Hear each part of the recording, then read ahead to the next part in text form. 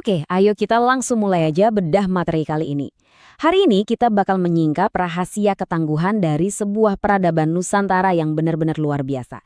Kita akan membedah sejarah legendaris suku Bugis, sang penakluk samudra. Coba deh kalian bayangin sebentar, gimana rasanya menaklukkan samudra yang luas dan ganas banget, tapi cuma pakai sebuah kapal kayu. Susah dipercaya kan? Nah, suku Bugis ini bukan cuma pelaut ulung yang jago ngelewatin ombak besar, tapi mereka juga perantau tangguh yang sangat disegani di berbagai belahan bumi. Dan tunggu, sampai kalian dengar rekor dunia mengejutkan yang mereka pegang. Kita masuk ke bagian pertama, sang penakluk samudra. Semuanya itu bermula dari Sulawesi Selatan, tepatnya di wilayah seperti Buni, Waju, dan Sopeng. Kalian tahu nggak sih kata Bugis itu aslinya dari mana? Itu diambil dari kata Tougi, yang secara harfiah artinya pengikut Raja Lasa Tempugi. Bayangin aja, sejak abad ke-14, jiwa maritim ini udah mengalir deras di darah mereka. Ibaratnya lautan itu emang udah jadi taman bermain mereka sejak ratusan tahun yang lalu. Terus, yang bikin makin merinding itu adalah jangkauan pelayaran mereka. Mereka berlayar pakai kapal legendaris pinisi.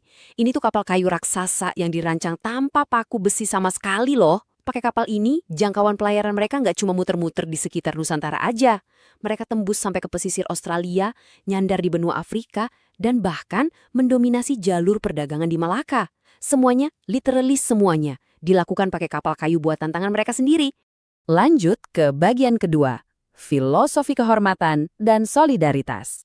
Tapi gini, kekuatan fisik di lautan aja nggak cukup buat ngejelasin kenapa peradaban ini bisa sedominan itu. Ada satu hal penting di kepala mereka. Pilar mental pertama adalah siri. Ini bukan cuma kata-kata biasa ya, ini benar-benar nyawa dari suku Bugis. Siri itu artinya menjaga harga diri, martabat, dan kehormatan mati-matian, dengan segala cara. Memegang prinsip ini bikin mereka selalu bisa berdiri tegak di belahan bumi manapun mereka berpijak. Lalu, pilar kedua yang jadi pasangannya adalah PC. PC ini tuh rasa empati komunal dan solidaritas sesama manusia yang benar-benar kokoh dan gak bisa dipatahin. Jadi intinya, kombinasi antara kehormatan yang super kuat dari siri dan ikatan persaudaraan dari PC ini bikin mereka sama sekali gak kenal rasa gentar di tanah perantauan. Filosofi sirina PC ini jadi semacam perisai dan senjata pamungkas mental mereka. Sekarang kita bahas bagian ketiga, Mahakarya Sastra Ila Galigo. Nah, bersiap-siap kaget, 300.000 bait. Yap, kalian gak salah dengar. Suku Bugis punya karya sastra epik raksasa bernama Surek Galigo atau Ila Galigo, yang ditulis di atas daun lontar pakai aksara lontara yang cantik banget.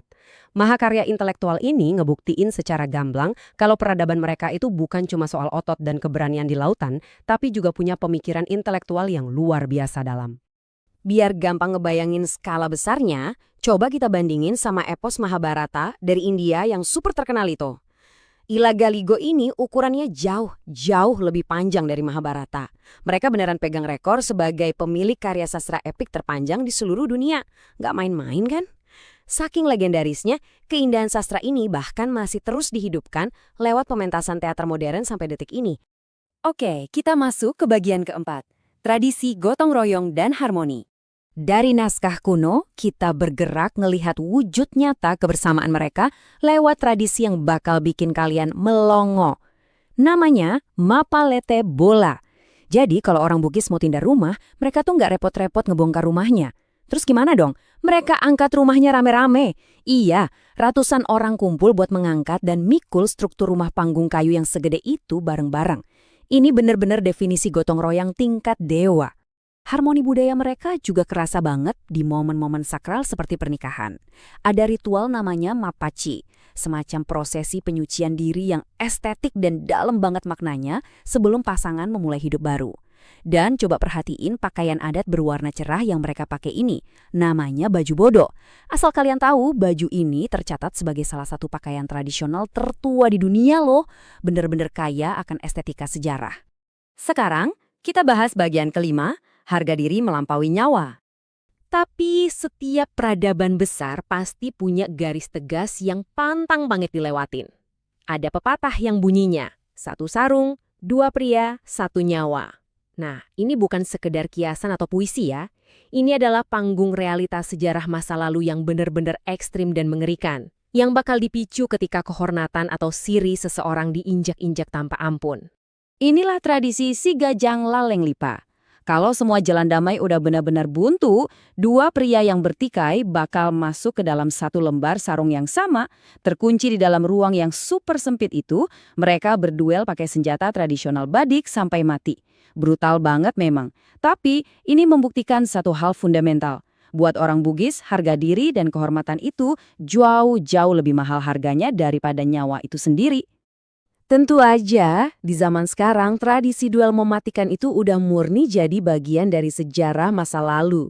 Di balik indahnya alam Sulawesi Selatan dan senyum ramah masyarakat Bugis modern saat ini, nilai-nilai inti mereka sama sekali nggak luntur. Ketangguhan mereka ngelewatin rintangan, kehormatan dalam bersikap, dan kebersamaan mereka yang solid, terus hidup dan berkembang jadi inspirasi yang luar biasa buat masyarakat modern kita hari ini. Kita udah bareng-bareng menjelajahi perjalanan epik suku Bugis, mulai dari kapal kayunya yang naklukin dunia sampai epos sastranya yang memecahkan rekor. Nah, sekarang saya mau tanya ke kalian nih, dari semua fakta yang udah kita bedah tadi, bagian mana sih yang paling bikin kalian kagum? Apakah kapal finishingnya, tradisi mindahin rumahnya, atau keberanian mereka menjaga harga diri? Coba pikirin ya, dan sampai jumpa di bedah materi kita selanjutnya.